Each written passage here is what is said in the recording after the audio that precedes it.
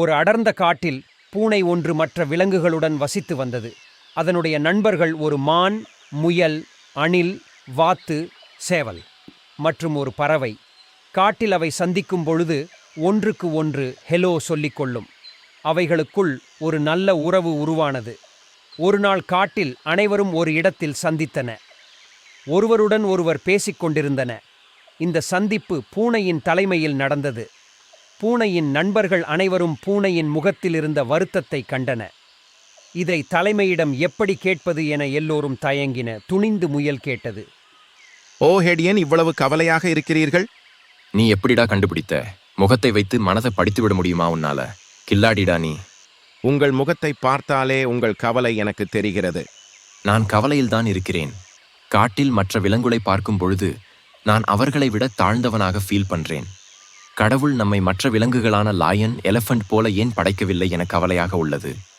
தலைவரே, கடவுளை குறை சொல்லாதீர்கள். இப்ப நீங்க எங்களை பாருங்கள். நாங்கள் எல்லாம் உங்களை விட பலம் குறைந்தவர்கள். இது உங்களுக்கு நல்லாவே தெரியும்.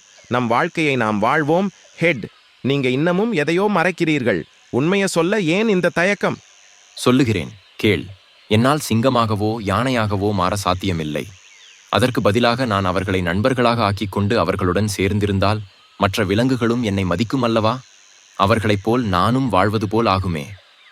No, never. நீங்கள் அவர்களைப் போல் வாழ முடியாது. நீங்கள் உங்களையே ஏமாற்றிக் கொள்கிறீர்கள். They are all brave animals. We are all weak animals. அந்த சமயம் காட்டில் சிங்கத்தின் தலைமையில் மீட்டிங் ஒன்று நடந்து கொண்டிருந்தது.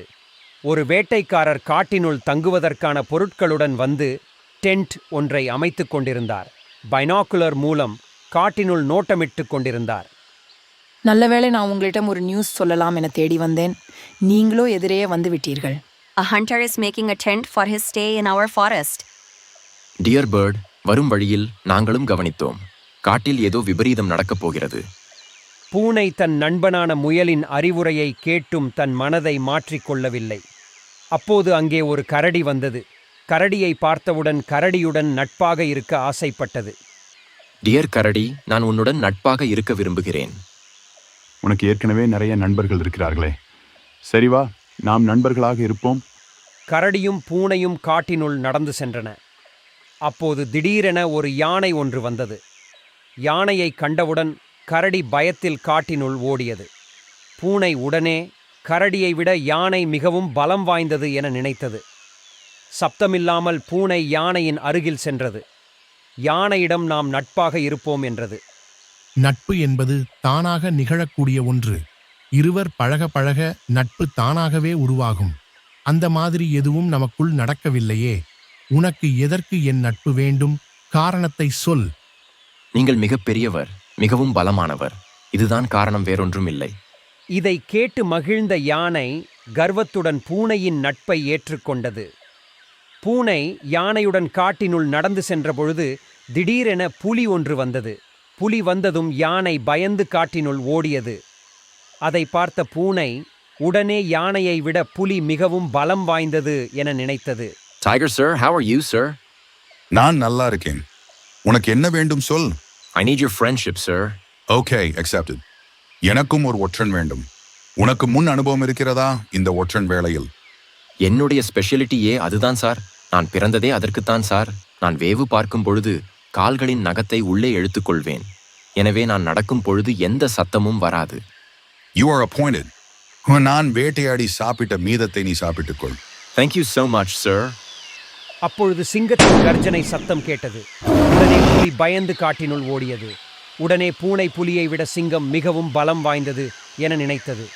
சிங்கத்தின் கர்ஜனை வந்த திசையை நோக்கி ஓடியது. சிங்கம் ஒரு வேடனால் சுடப்பட்டு இறந்தது. பூனை உடனே சிங்கத்தை விட வேடன் மிகவும் பலம் வாய்ந்தவர் என நினைத்தது. உடனே வேடன் அருகில் சென்றது. வேடன், பூனையே, நீ என்னுடன் வருகிறாயா என்றவுடன், With much happy sir. வேட்டைக்காரர் இறந்த சிங்கத்துடன் பூனையையும் ஏற்றிக்கொண்டு செல்ல முடிவெடுத்தார். தன் ஜீப்பில் விரைவாக வீட்டிற்கு சென்றார். வீட்டை அடைந்தவுடன் வேட்டைக்காரர் வீட்டினுள் பூனையுடன் செல்ல மனைவிக்கு பயந்து தயங்கினார். உடனே பூனை வேடனின் மனைவி இவரை விட பவர்ஃபுல் என நினைத்தது. உடனே பூனை வேடனின் மனைவியுடன் நட்பாக இருக்க ஆசைப்பட்டு வேடனின் மனைவியை நோக்கி ஓடியது. இதை பார்த்தவுடன் வேடனின் மனைவி எரிச்சலாகி அருகில் டேபிளில் இருந்த துப்பாக்கியை எடுத்து பூனையை குறிவைத்தார். இதுவரை உங்கள் தொந்தரவை தாங்கிக் கொண்டேன். இனி இந்த பூனையின் தொந்தரவை வேறு நான் தாங்க வேண்டுமா? She triggered the gun. Cat, take a run. இன்று நாம் எல்லோரும் சந்திக்கும் நாள். பூனையைத்தான் காணவில்லை. எல்லோரும் கவலையுடன் இருந்தன. அப்போது பூனை அங்கே ஓடோடி வந்தது. How are you, Head? Great escape. Hello, if you like it, please subscribe.